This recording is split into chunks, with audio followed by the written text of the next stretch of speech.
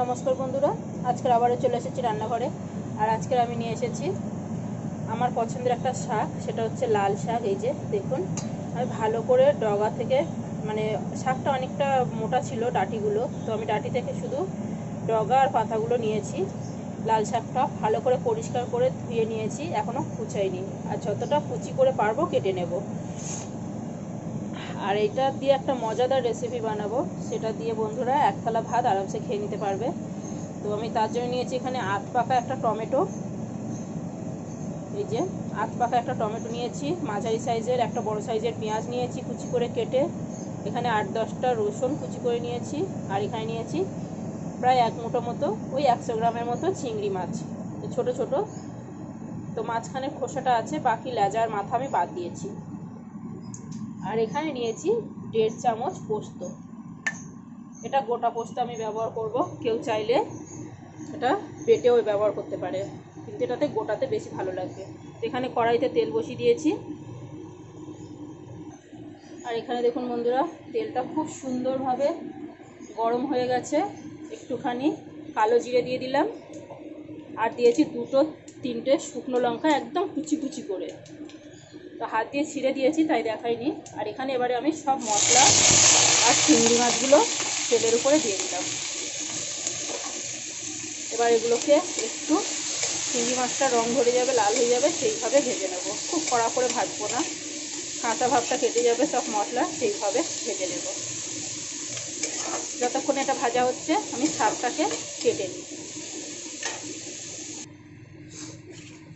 এখানে দেখুন বন্ধুরা, চিংড়ি মাছটা মশলার সাথে বেশ ভালো করে ভেজে নিয়েছি, রং ধরতে শুরু করেছে। এখন আমি এখানে সামান্য একটু জল দিয়ে দিলাম, 2 চামচ মতো। এখন দিয়ে দিচ্ছি 1/2 চামচের থেকেও কম লঙ্কার গুঁড়ো, হলুদ গুঁড়ো,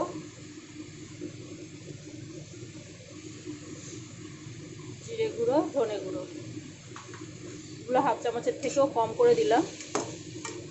এখন আমি মশলাটাকে খুব সুন্দর করে মিক্স করে নেব।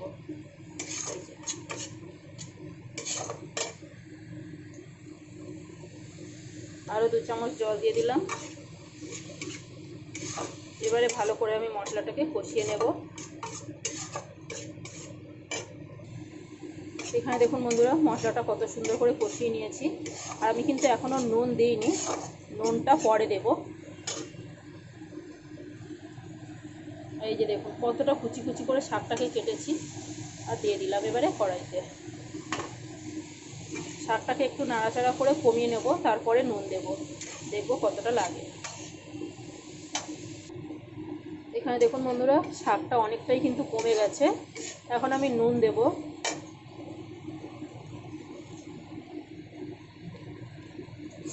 নুনটা নিজের পছন্দ মতো শাক বুঝে দিতে হবে।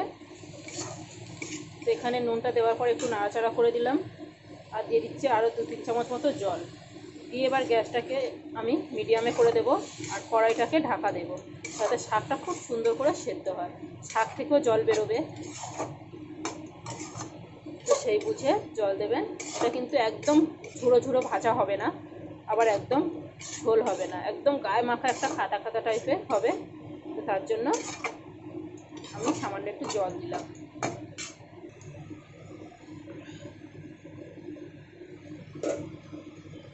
এখানে দেখুন বন্ধুরা, আমার কিন্তু শাকটা সেদ্ধ হয়ে গেছে প্রায়, আর কতটা জল বেরিয়েছিল দেখো।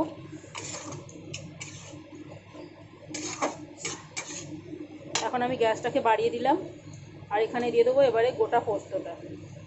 এখানে 1.5 চামচ পোস্ত আছে, আর দিয়ে দেবো একটু স্বাদ অনুযায়ী চিনি। দেখুন বন্ধুরা, শাকটা কত সুন্দর লাগছে। এবারে ভালো করে একটু আমি নাড়াচাড়া করে এরকম করে শাকটাকে পুরোপুরি রেডি করে নেবো। আমার রান্না কিন্তু কমপ্লিট। আজকের ভিডিওটা কেমন লাগলো বন্ধুরা? ভালো লাগলে একটা লাইক, কমেন্ট, শেয়ার করবেন। আমার চ্যানেলটাকে সাবস্ক্রাইব করবেন। আমার ভিডিও দেখার জন্য বন্ধুরা আপনাদের অনেক অনেক ধন্যবাদ।